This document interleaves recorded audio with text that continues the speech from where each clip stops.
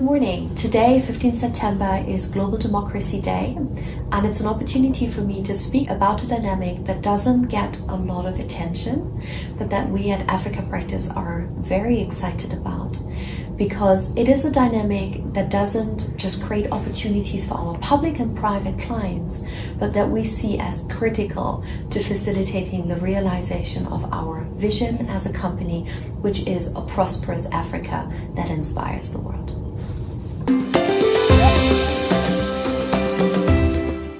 For the past 2 decades, Africa Practice has been shaping public policy on the continent, and during that time we have seen the continent becoming the most dynamic and fastly evolving regulatory space in the world. But in the past 5 years, we have seen a new dynamic take shape, and that's the one I'd like to speak about. It's the dynamic of public participation. It's our collective engagement in public policy making.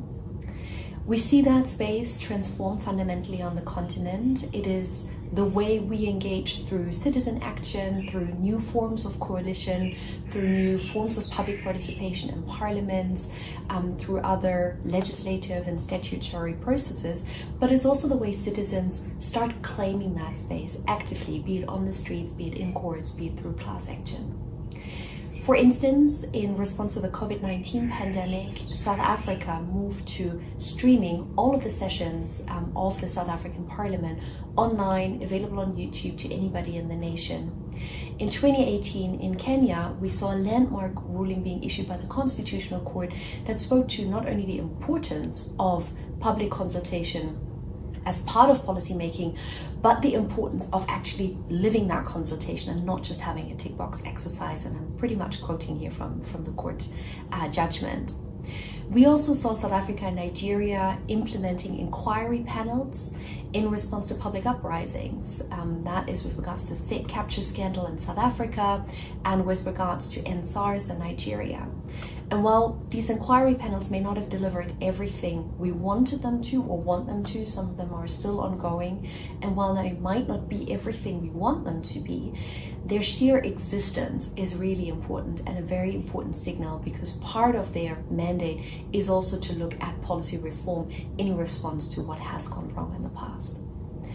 The World Bank reports that about 50% of African nations do not engage in any form of consultation as part of their policy-making process.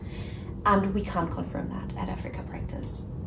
While the statutory rules might in fact often not provide for a right to consultation, there are very few governments on the continent that do not engage with stakeholders as part of the public policy-making process.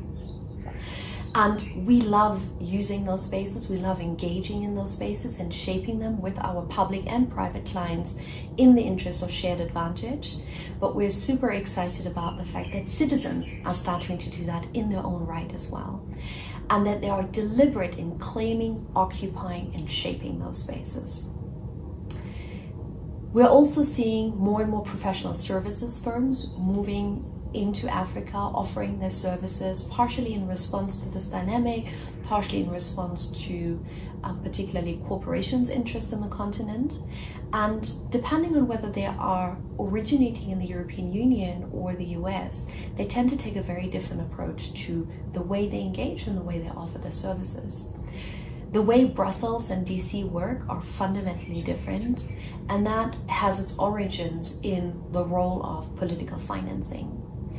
In the US, where the Congress takes a dominant position and we're looking at a de facto two-party system, the way that an individual meeting with an individual politician, or one of just over 500 of Congress or one of their appointees carries is very different to the weight of an individual meeting with somebody in Brussels, where we're looking at over 30,000 unelected technocrats as part of the European Commission.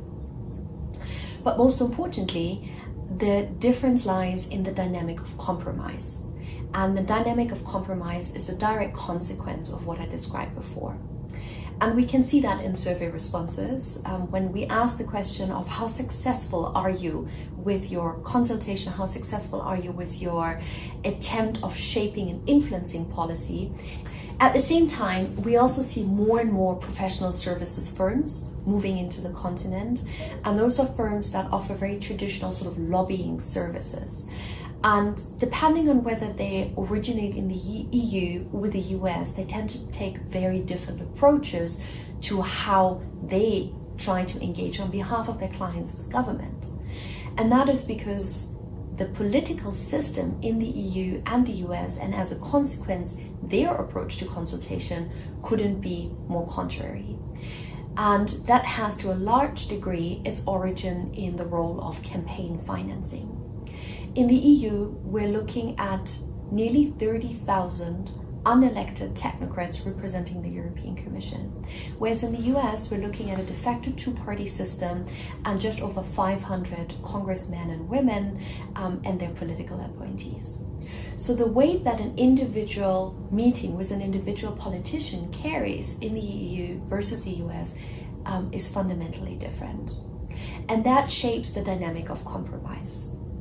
What I mean with that is very clear when we look at survey responses. In the US, when you ask a corporation whether they think that they are normally successful in their lobbying efforts, we get an almost 90% success rate, whereas only 40% of citizen groups say that they succeed in their attempt of shaping public policy.